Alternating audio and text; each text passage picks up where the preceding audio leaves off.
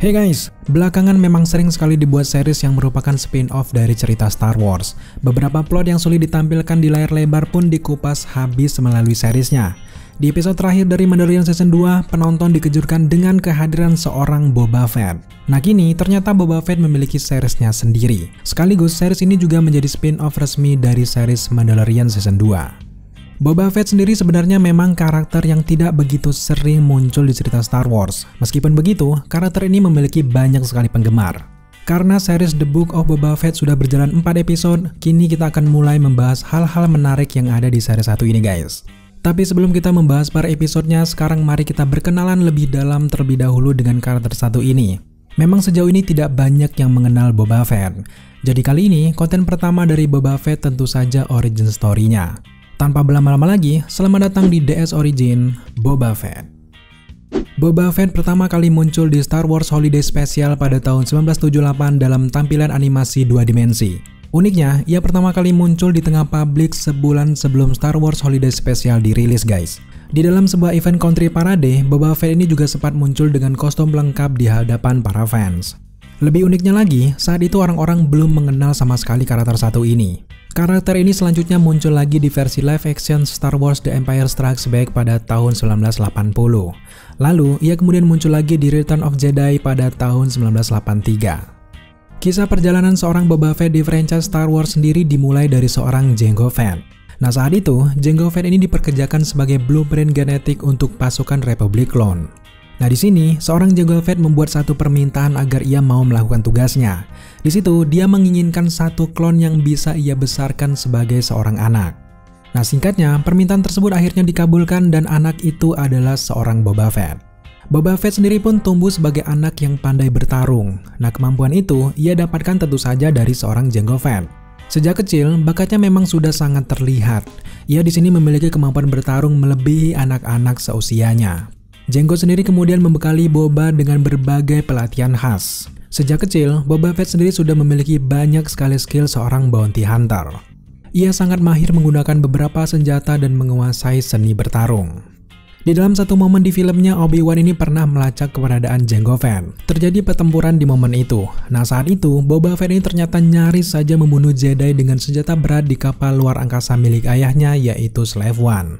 Jango sendiri sempat selamat dari pertarungan tersebut, meski pada akhirnya ia harus mati setelah kepalanya dipenggal oleh Mace Windu. Kematian ayahnya inilah yang membuat Boba Fett mengalami trauma yang sangat berat. Ia di sini menyimpan dendam yang begitu besar terhadap para Jedi. Dengan kebencian dan juga dendam yang membara tersebut, Boba Fett tumbuh sebagai seorang remaja yang sangat pendendam. Di usia itu, Boba Fett bergabung dengan salah satu anggota kelompok kriminal galaksi bernama Aura Singh. Di dalam karirnya itulah seorang Boba Fett banyak belajar dari kelompok Aura Singh. Ia di sini belajar bagaimana mendapatkan segala sesuatunya dengan cara yang kejam sekalipun.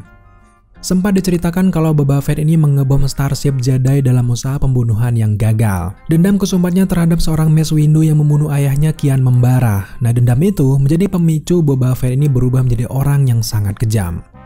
Meskipun begitu, seorang Boba Fett masih memiliki perasaan guys. Ketika ia ditugaskan untuk membunuh kloningannya, ternyata Boba Fett menolak. Ia sempat berhadapan dengan makhluk yang mirip sekali dengan dirinya seperti saudara kembar bagi dirinya. Ternyata ini adalah kloningannya. Dalam beberapa karirnya, Boba Fett ini sempat mendengkap di penjara. Nah setelah bebas, ia ini membentuk bounty hunternya sendiri dengan mempekerjakan orang-orang seperti Boss, Dengar, C-21, High Singer, Led Razi, dan juga Asajj Ventress.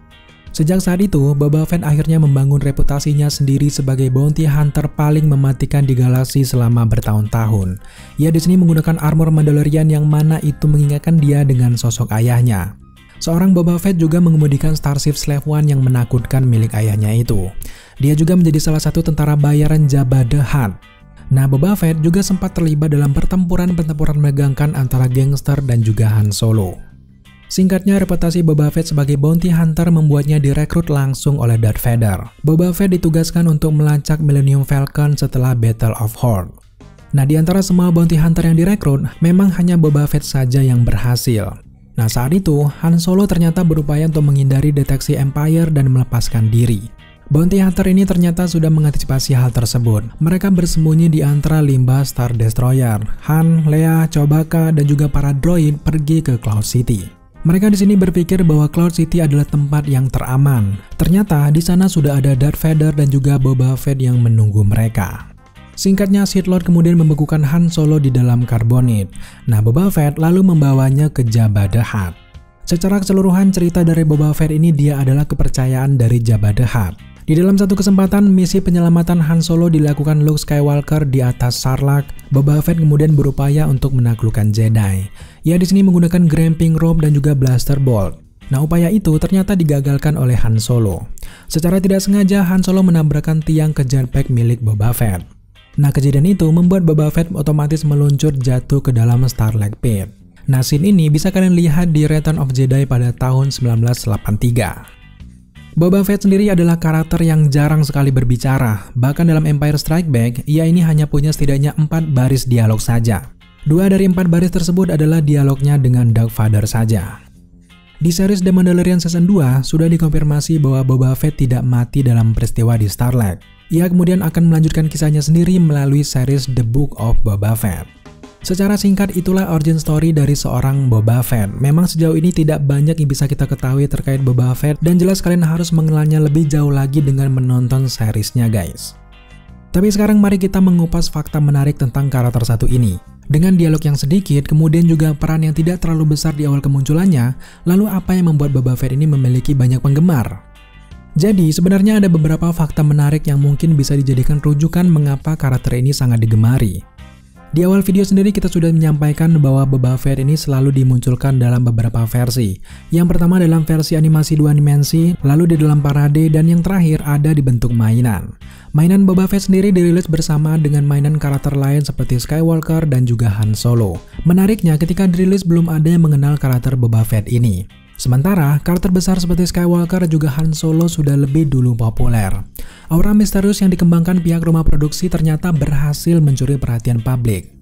Lalu ketika film pertamanya dirilis, barulah karakter ini digambarkan sebagai bounty hunter paling berbahaya di galaksi. Karakter misterius, sedikit berbicara, dan tampil sangat keren ini membuat karakter ini memiliki banyak sekali penggemar.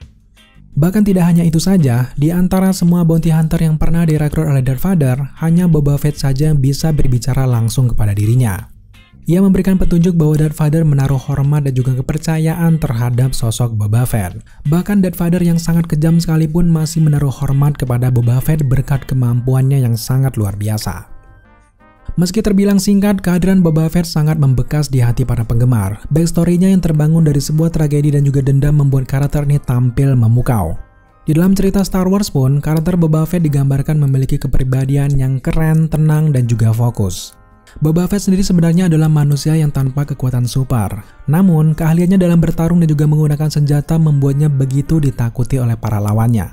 Ia sendiri menyelesaikan semua tugas yang dipercayakan kepada dirinya.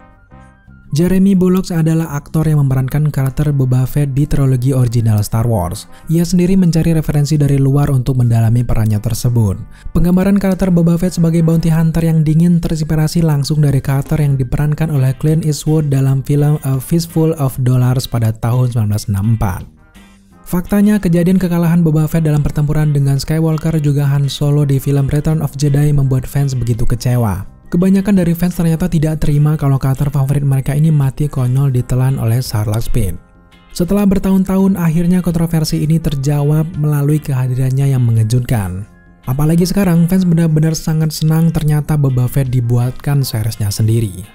Oke guys, itulah asal-usul singkat terkait penggambaran dari seorang Boba Fett. Semoga setelah ini kalian bisa mengenal Boba Fett dan kita akan melanjutkan membahas beberapa episode yang sudah berjalan di seriesnya. Kalau kalian punya ide menarik terkait karakter lain akan kita bahas di EDS Origin selanjutnya, silahkan tambahkan di kolom komentar di bawah.